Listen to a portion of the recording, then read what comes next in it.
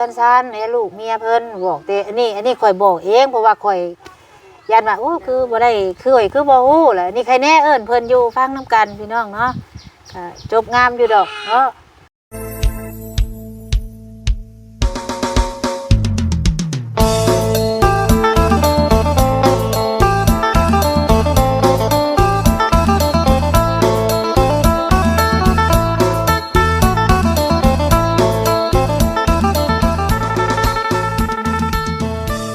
หลังจากเฮาจ่ายเงินจ่ายค่าเรียบร้อยเนาะพี่น้องเนาะแล้วก็เว้าเรื่องมั่งเฮือนมั่งซาเน่ทางผู้ใหญ่เพิ่นว่าเพิ่นสิให้ล้านนึงว่าซั่นมั่งแล้วก็ให้เมียนให้น้ำเลยว่าซั่นเพิ่นว่าเนาะหลังจากเฮาจ่ายเงินแล้วพี่น้องมื้อเช้านี่เนาะทางสบุญก็ไปหาทางอาจารย์เพิ่นพี่น้องเอ้ยเรื่องมื้อยามมื้อคืนเฮือนคืนซ่านมื้อจบมื้องามนี่แหละพี่น้องมื้อค่ำมื้อคูนเนาะเฮือนซ่านมันสำเร็จเสร็จสิ้นแหละทางผู้ใหญ่เพิ่นก็เลยบอกสบุญว่าไปถามมื้อถามยามเนี่ยเด้อว่าซั่นพี่น้องเนาะทางสบุญก็เลยไปหาพี่น้องเอ้ยก็เลยได้เลิกงามยามดีว่าซั่นก็เลยทางสร้างเพิ่นกำลังว่าสิมื้อก็เลยสิบอกเพิ่นน้ำกันเลยพี่น้องเอ้ยเนาะเรื่องขึ้นเฮือนขึ้นซ่านได้มื้อได้ยามพี่น้องเอ้ยสาวแดงเอ้ยสบายดีเด้อโดยเอาสร้างสิมื้อเด้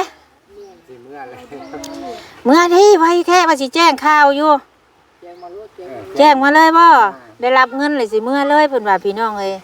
กะพอดีเนาะเฮือนซ่านกะเรียบร้อยพี่น้องเอ้ยนี่เรียบร้อยแล้วเนาะก็เลยว่าพี่ยับมาทางเดียวกันนี่ก็อยู่คนละเจแท้นี่เนาะเอาพี่น้อง เจ้าอยู่น้ำข่อยมื้อนึงเจ้าต้องได้เข้าเป็นดารา เอาใช้ผู้นึงนะคือ4คนเมื่อไรได้โอ้มาจับให้นี่ครับคือว่าแนวนี้เนาะคือว่ามื้อเช้านี่หลังจากเฮือนแล้วเนาะทางผู้ใหญ่เพิ่นก็เลยว่า ให้ค่อยนะไปหามื้อหายามมื้อยาม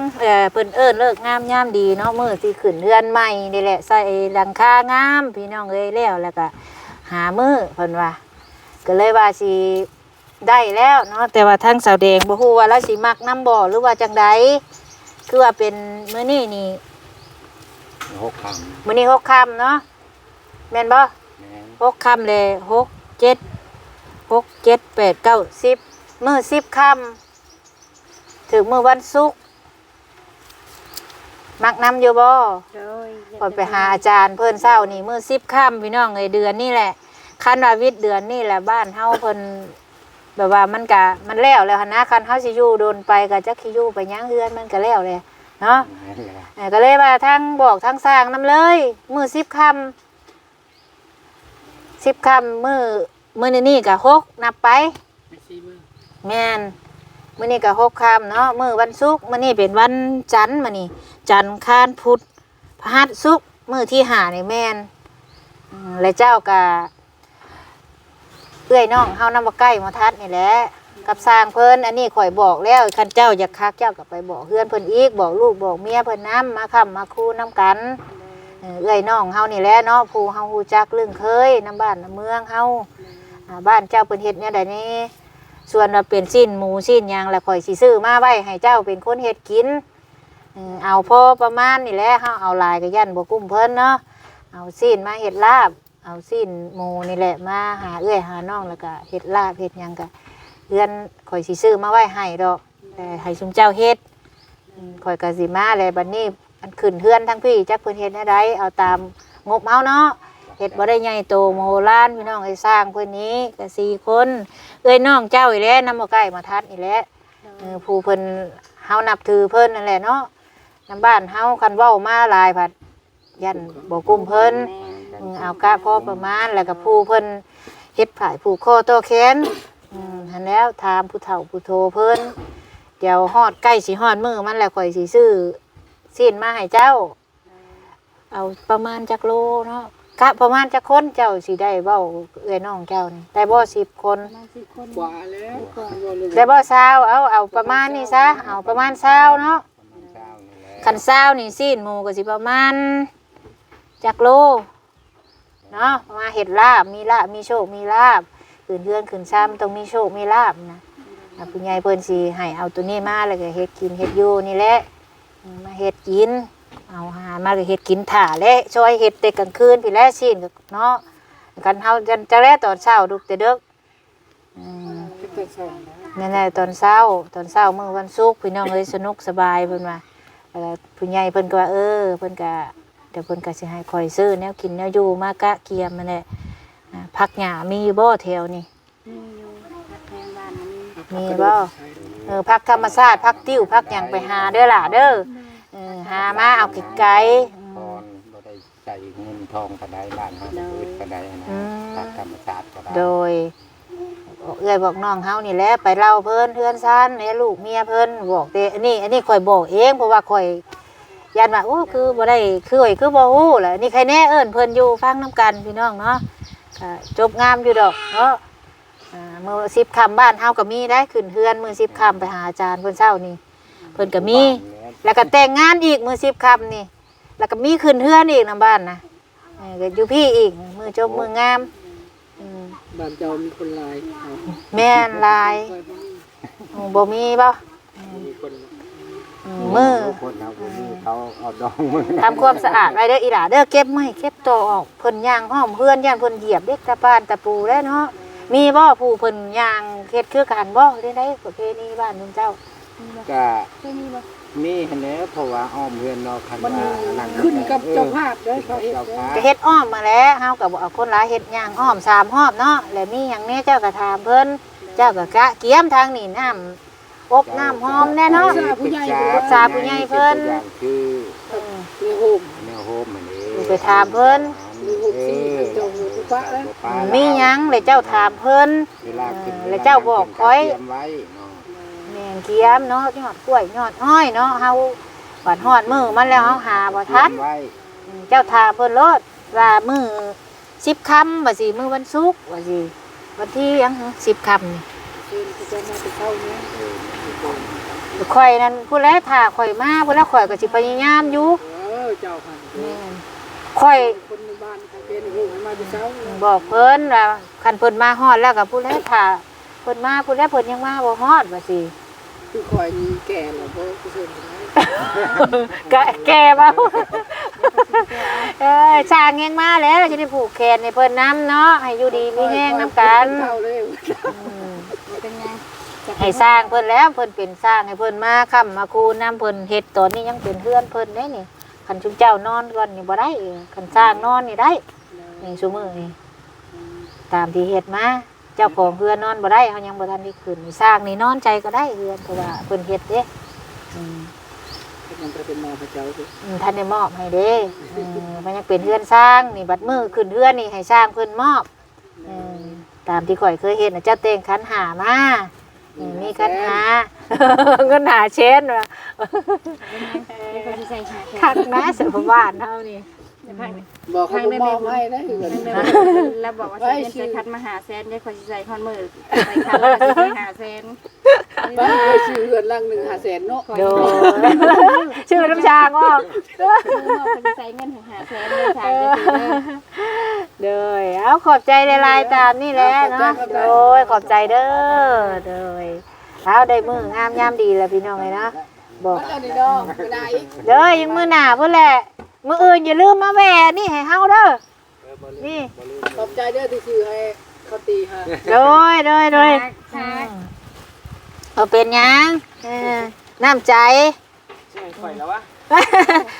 ใช่น้ำกันนั่นแหละคันบ่มีนะพี่น้องเลยเนาะก็ถือว่า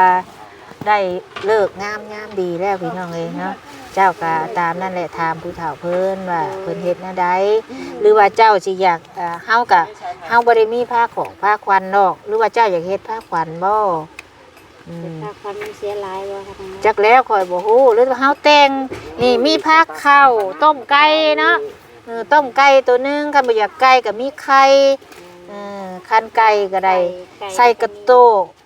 ไก่น่ะบ่ให้เจ้าข่าเองเด้อเพราะว่าเฮาสิขึ้นเฮือนเฮา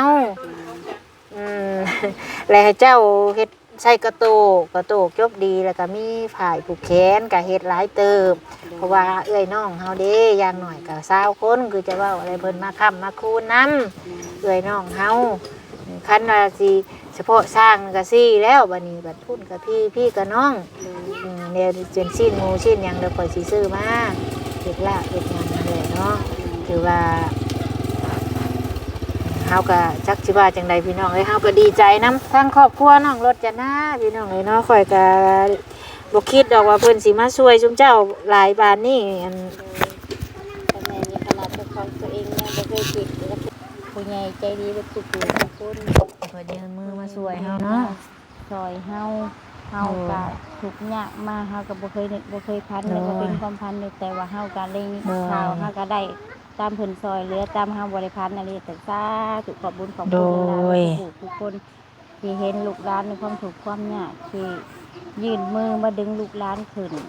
โด ให้ ย อุปถัมภ์นำสู่ลูกหลานเย็นฮอดตั้งแต่เริ่มต้นแม่บุญเขามากก็ขอบบุญขอบคุณแม่บุญคือกัน โด แม่ ย บุญบ่เขามากก็ชีวิตก็บ่ฮอดจุดนี้จักปีบ่คิดบ่พันจักเทื่อสิฮอดจุดนี้แต่แม่บุญยื่นมือเขามาเฮ็ดมาหามาถามมาไถ่ก็จังได้มีมาเป็นฮอดปัจจุบันนี้เป็นเฮือนซ่านกันแล้วเวิร์ดขอบคุณหลายๆเด้อแม่บุญเด้อ โดย ที่เป็นเงิน สา สะ ธุ พานบุญให้ โดย ครอบครัวของลูกๆผู้ใหญ่ใจดีก็ขอบบุญขอบคุณหลายๆที่ซอยดึงลูกหลานขึ้นมา โด ให้ ย ฮอดปัจจุบันนี่ก็ลูกหลานก็บ่มีแนวสิตอบแทนมีแต่มือ10 นิ้วนี่แหละคอนคารวะสมมาเทียน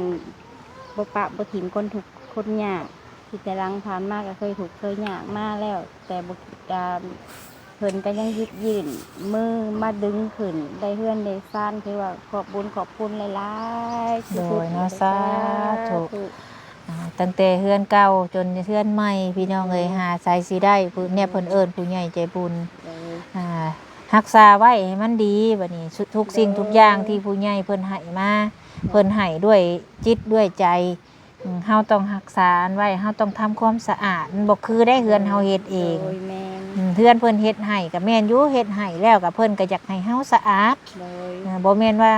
เฮาจะเฮ็ดไม่ใดก็เฮ็ดก็เสียดายอีตนเพิ่น อีต้น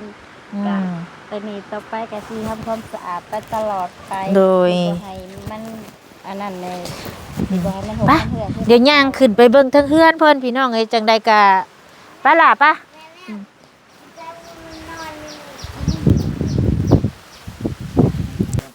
ไปย่างขึ้นเบิ่งไปล่ะมันปัดเด้อคันใดมันแห้งแล้วพลอยมาปัดเด้อไปถอดเกิบได้พี่น้องเอ้ยบาดนี้ปัดเด้อมาจบมางามแท้อันนี้นี่ เอาถูออกคักๆเด้อมันยังมองอยู่เด้อมามื้ออื่นนี่ให้เกลี้ยงกว่านี่เด้อเบิ่งอืม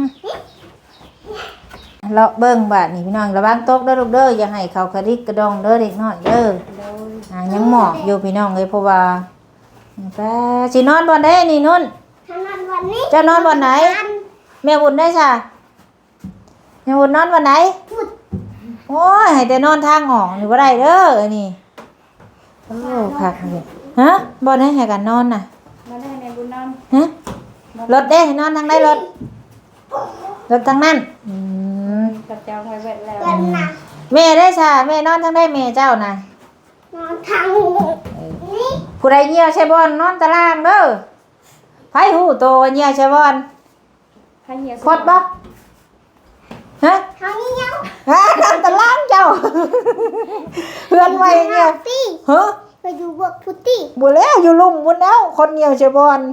บ้าแหละ เป็นยังจะบ่อยู่ตลาดของเหี่ยวสะบอนฮะฮะ นี่แหละเนาะอันมีแต่หาคือถามเพิ่นนะมีหยังแน่ก็บ่ได้ว่าเฮ็ดบ่ได้เฮ็ดมีผ้าขอบผ้าควันดอกพี่น้องแต่ว่าเฮาก็อยากเฮ็ดแบบว่าเฮ็ดเอาผ้าเข้านี่แหละกระตุกเต็มผ้าควัน โดย มีคันบ่มีไก่ก็เอาไข่ก็ได้ให้พ่นเป็นพิธีแล้วก็เอาญาติพี่น้องเฮาแหละมาแห่อ้อมเฮือนนี่แหละ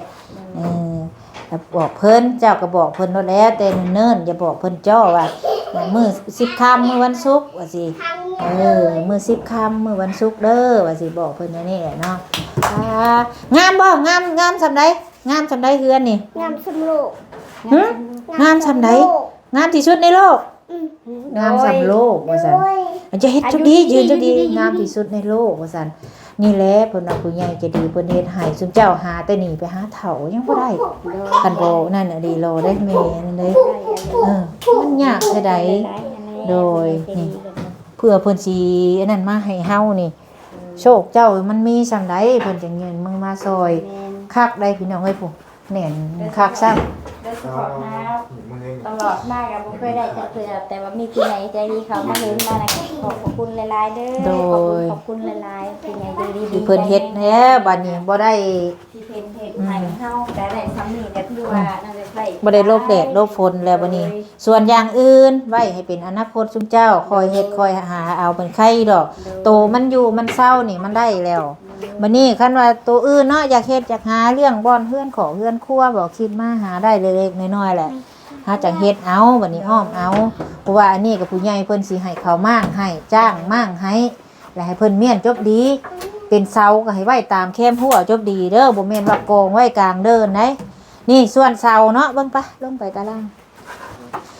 ลงมาพี่น้องปะคักแท้อันนี้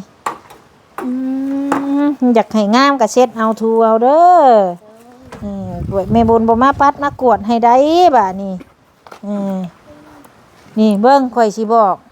ลงมาลุ่มพี่ไม่เนาะเป็นเสานี่เสาเฮือนนี่ให้เพิ่นเอาไปเมียนทั้งหัวพุ่นคันข่อยมาบ่ทันให้เพิ่นเมียนให้เป็นระเบียบแม่นเฉพาะเสาเฮาก็กองไว้ทั้งนึงบัดนี้ไม้เป็นเส้นเป็นหยังก็ให้เขาไปเมียนน้ำการส่วนสังกะสีเนาะเฮาก็หาไม้ห้องพื้นมันซะก่อนให้เขาเลี้ยงไว้เป็นสั้นให้ลบบ่ให้ไว้ตัวหน้าเฮือนมันหกเฮาไว้ให้เพิ่นเป็นฟ้ากระจอกกระจาดตัวใดหาเอาเมียนตัวใดมันเป็นแต่เอาจูดไฟทิ่มตัวใดมันเป็นแต่เอานั่นนี่เอาลงมาเบิดตัวใดมันเป็นแต่เฮ็ดฟืนก็เฮ็ดฟืนเบิ่งได้มาออกไปแล้วก็ทำความสะอาดให้มันเป็นหลังจากขึ้นเพื่อนขึ้นซ่านพุ่นน่ะพี่น้องเอ้ยให้เรานอนถ่าก่อนขึ้นเพื่อนก็ได้มื้อได้งามแล้วให้เมียนสะอาดเด้อไม่ตอกนี่ให้เมียนเป็นระเบียบเรียบร้อยอย่าไปอันเฮ็ดคือเก่าได้ตัวยาวให้ไว้ยาวตัวสั่นให้ไว้สั่นเนี่ยแดงมันงามน้ำหูน้ำตาเฮาแล้วเฮ้ยเฮนี่ก็คันมีกระสอบปูนนะส่วนใช้กระสอบไปตั้งเลี้ยงไว้ก็ได้อันนี้ไว้บัดตึงเตือเจ้าอยากเฮ็ดหันเฮ็ดนี่มันสบายเอาเมียนทรายคือกันต้อมเข่าดีๆคันมีกระสอบก็ให้ใช้กระสอบตั้งเมียนเรื่องไม้ฟอยเนาะบ่ให้หอยอยู่ต่อหน้าเฮือนเด้อเวลาแขกคนมามันบริงามแนวนี่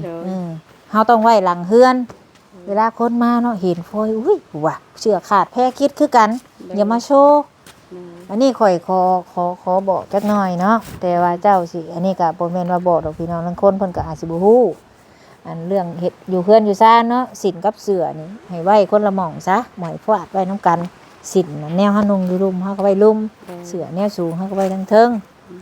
เป็นส่งเป็นหยังนะเพิ่นว่ามันอันนี้ตามความผู้เฒ่าเพิ่นบอกเนาะแม่มันหากินลำบาก